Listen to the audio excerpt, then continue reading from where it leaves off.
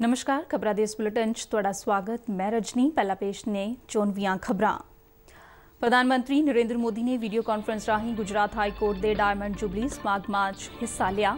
कहा कि समाज के आखिरी पायदान ते खड़े व्यक्ति तक न्याय प्रणाली की पहुंच सौखे ढंग दे नाल होनी चाहिए है। कोरोना काल दौरान न्यायपालिका वालों दर्शाई गई समर्पण और फर्ज निभाउण की भावना की कीती शलाघा।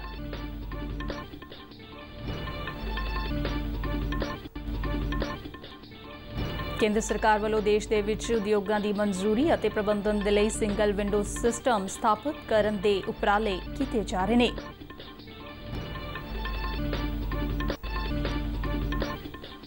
डॉक्टर हर्षवर्धन ने कहा कि 22 देशों के कोविड-19 टीकिਆਂ की सप्लाई के लिए भारत को बेनती की है। 15 देशों को भारत वालों कोरोना टीकिਆਂ की सप्लाई की जा चुकी है। टीकाकरण का तीजा गेड़ अगले महीने तो देश च शुरू होगा।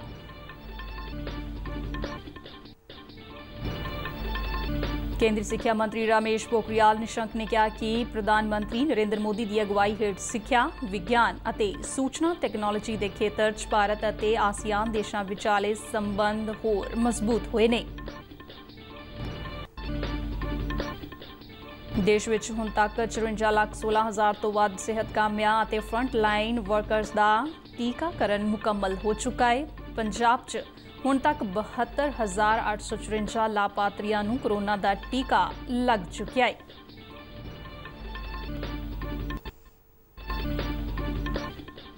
भारतीय पुलाड़ खोज संगठन वालों अपने इस साल के पहले मिशन तहत ब्राजील के सैटेलाइट समेत 3 भारतीय पेलोड को लॉन्च किया जाएगा।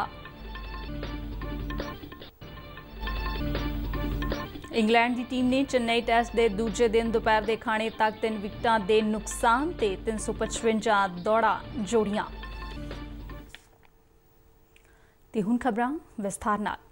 प्रधानमंत्री नरेंद्र मोदी ने वीडियो कॉन्फ्रेंस राਹੀਂ गुजरात हाई कोर्ट के डायमंड जुबली समागमां 'ਚ हिस्सा लिया। इस मौके उन्हें एक यादगारी टिकट भी जारी की। समागम दौरान बोलदियां प्रधानमंत्री ने कहा कि गुजरात हाई कोर्ट ने सच्चाई और न्याय दे लई जिस सच्ची सुच्ची भावना दे नाल काम कीता है उस दे नाल भारतीय न्याय ढांचे नूं भी मजबूती मिली है।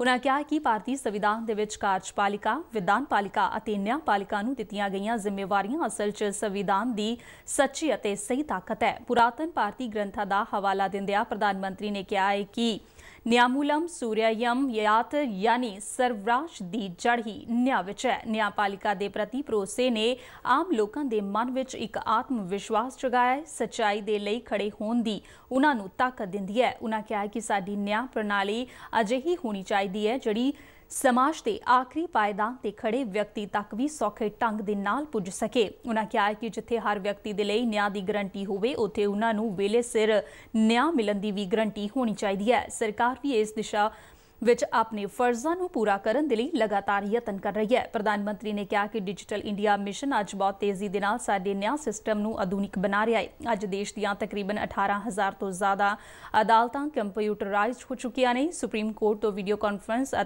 टेली कॉन्फ्रेंस राਹੀਂ सारियां अदालतां विच ई सुनवाई विच भी तेजी आई है। प्रधानमंत्री ने कहा कि कोरोना महामारी दौरान जे देश ने अपने समर्थ का प्रगटावा किया है तो दूजे पासे न्यायपालिका ने भी अपनी समर्पण और फर्ज निभाउण दी भावना का शानदार उदाहरण पेश किया है। देशवासियों के अधिकारों की रक्षा हो, निजी स्वतंत्रता का प्रश्न हो या ऐसी परिस्थितियां रही हो जब देश हित को सर्वोच्च प्राथमिकता देनी हो, जुडिशरी ने अपने इन दायित्वों को समझा भी है और निभाया भी है।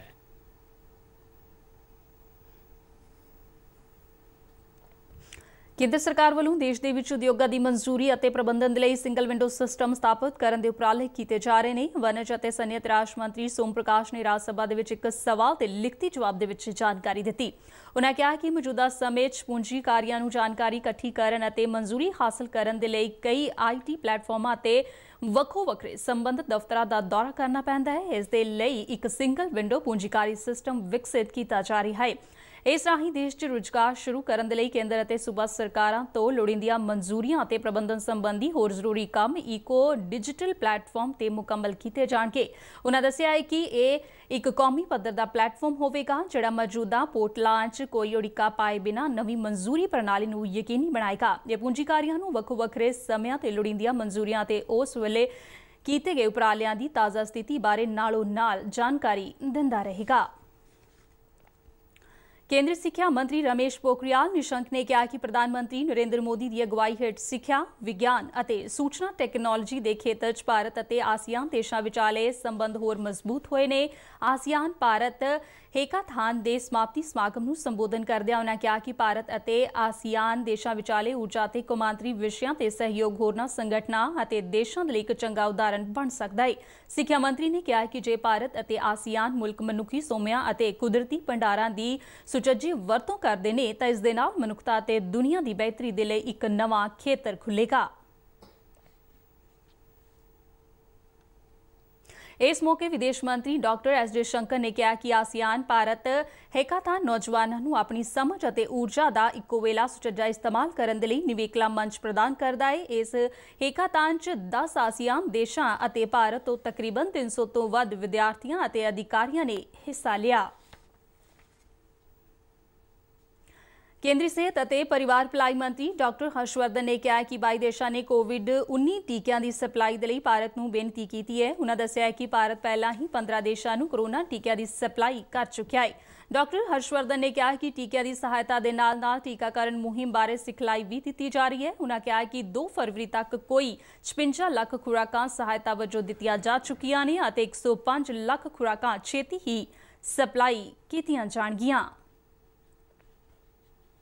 के संदर्भ में प्रधानमंत्री जी ने अगस्त के पहले सप्ताह में एक national expert group for vaccine administration बनाया था। इसमें डॉक्टर वीके पॉल और उसके साथ साथ हमारे स्वास्थ्य सचिव ये इसके दोनों मिलकर चेयरमैन हैं। इसमें सभी प्रकार के एक्सपर्ट्स हैं, कई स्टेट्स इसके अंदर रिप्रेजेंटेड हैं और वैक्सीन के एडमिनिस्ट्रेशन के संदर्भ में, वैक्सीन के प्रोक्योरमेंट के संदर्भ में और इससे जुड़े हुए जितने भी विषय हैं उनके संदर्भ में ये एक्सपर्ट ग्रुप प्रधानमंत्री जी से भी मार्गदर्शन लेता है। ਡਾਕਟਰ ਹਰਸ਼ਵਰਧਨ ਨੇ ਦੱਸਿਆ ਕਿ ਦੇਸ਼ ਦੇ ਵਿੱਚ ਟੀਕਾਕਰਨ ਮੁਹਿੰਮ ਦੇ ਪਹਿਲੇ ਗੇੜ ਤਹਿਤ ਸਰਕਾਰੀ ਅਤੇ ਨਿੱਜੀ ਦੋਵਾਂ ਖੇਤਰਾਂ ਦੇ ਤਕਰੀਬਨ 1 ਲੱਖ ਸਿਹਤ ਕਾਮਿਆਂ ਦਾ ਟੀਚਾ ਰੱਖਿਆ ਗਿਆ ਸੀ। ਦੂਜੇ ਗੇੜ ਦੇ ਵਿੱਚ 2 ਲੱਖ ਫਰੰਟ ਕਾਮਿਆਂ ਦਾ ਟੀਕਾਕਰਨ ਕੀਤਾ ਜਾ ਰਿਹਾ ਹੈ। ਪਹਿਲਾ ਪੜਾਅ 16 ਜਨਵਰੀ ਤੋਂ ਸ਼ੁਰੂ ਹੋਇਆ ਸੀ ਜਦਕਿ ਦੂਜਾ ਗੇੜ 2 ਫਰਵਰੀ ਤੋਂ ਦੇਸ਼ ਦੇ ਵਿੱਚ ਕਈ ਥਾਵਾਂ ਤੇ ਸ਼ੁਰੂ ਕੀਤਾ ਗਿਆ ਹੈ। ਤੀਜਾ ਗੇੜ ਅਗਲੇ ਮਹੀਨੇ ਤੋਂ ਦੇਸ਼ ਦੇ ਵਿੱਚ ਸ਼ੁਰੂ ਕੀਤਾ ਜਾਵੇਗਾ ਜਿਸ ਤਹਿਤ 50 ਸਾਲ ਤੋਂ ਵੱਧ ਉਮਰ ਦੇ ਲੋਕਾਂ ਨੂੰ ਟੀਕੇ ਲਗਾਏ ਜਾਣਗੇ। ਸਿਹਤ ਮੰਤਰੀ ਨੇ ਦੱਸਿਆ ਕਿ ਹੁਣ ਤੱਕ ਚੱਲ ਰਹੇ ਗੇੜਾਂ ਦੇ ਲਈ ਸਰਕਾਰ ਕੋਲ ਲੋੜੀਂਦੀਆਂ ਖੁਰਾਕਾਂ ਉਪਲਬਧ ਨੇ ਅਤੇ ਉਹਨਾਂ ਨੂੰ ਲੋੜੀਂਦੀ ਟੀਕਾਕਰਨ ਮੁਹਿੰਮ ਦੇ ਲਈ ਕੋਲਡ ਸਟੋਰਾਂ 'ਚ ਰੱਖਿਆ ਗਿਆ ਹੈ। ਸਰਕਾਰ ਨੇ ਕਿਹਾ ਕਿ ਹੁਣ ਤੱਕ ਕੋਵਿਡ ਦੇ ਕੁੱਲ 54,16,849 ਲਾਭਪਾਤਰੀਆਂ ਨੂੰ ਟੀਕੇ ਲਗਾਏ ਜਾ ਚੁੱਕੇ ਨੇ। ਕੇਂਦਰੀ ਸਿਹਤ ਮੰਤਰਾਲਾ ਦੇ ਵਧੀਕ ਸਕੱਤਰ ਡਾਕਟਰ ਮਨੋਹਰ ਅਗਨਾਨੀ ਨੇ ਕਿਹਾ ਕਿ ਹੁਣ ਤੱਕ ਕੁੱਲ 1,04,781 ਸੈਸ਼ਨਾਂ ਰਾਹੀਂ ਟੀਕੇ ਲਗਾਏ ਗਏ ਨੇ। ਡਾਕਟਰ ਅਗਨਾਨੀ ਨੇ ਦੱਸਿਆ ਕਿ ਦੁਨੀਆ ਭਰ ਵਿੱਚ ਸਿਰਫ 21 ਦਿਨਾਂ ਦੌਰਾਨ 50 ਲੱਖ ਤੋਂ ਵੱਧ ਟੀਕੇ ਲਗਾਉਣ ਵਾਲਾ ਭਾਰਤ ਪਹਿਲਾ ਦੇਸ਼ ਬਣ ਗਿਆ ਹੈ। ਡਾਕਟਰ ਅਗਨਾਨੀ ਨੇ ਕਿਹਾ ਕਿ ਕੱਲ੍ਹ ਦੇ ਦਿਨ 'ਚ ਦੇਸ਼ ਭਰ ਦੇ ਵਿੱਚ 4,57,404 ਲਾਭਪਾਤਰੀਆਂ ਦਾ ਟੀਕਾਕਰਨ ਕੀਤਾ ਗਿਆ। 52,90,474 beneficiaries have been vaccinated till 6 p.m. as per the provisional reports, and no case of serious or severe AEFI or death is attributable to vaccination. Punjab ਦੇ ਵਿੱਚ ਹੁਣ ਤੱਕ 72,854 ਸਿਹਤ ਕਾਮਿਆਂ ਤੇ ਫਰੰਟ ਲਾਈਨ ਵਰਕਰਾਂ ਦਾ ਟੀਕਾਕਰਨ ਮੁਕੰਮਲ ਹੋ ਚੁੱਕਿਆ ਹੈ। ਬੀਤੇ 24 ਘੰਟਿਆਂ ਦੌਰਾਨ 4,993 ਲਾਭਪਾਤਰੀਆਂ ਦਾ ਟੀਕਾਕਰਨ ਹੋਇਆ ਜਿਨ੍ਹਾਂ 'ਚੋਂ 2,978 ਫਰੰਟ ਲਾਈਨ ਵਰਕਰ ਅਤੇ 2,015 ਸਿਹਤ ਕਾਮੇ ਸਨ।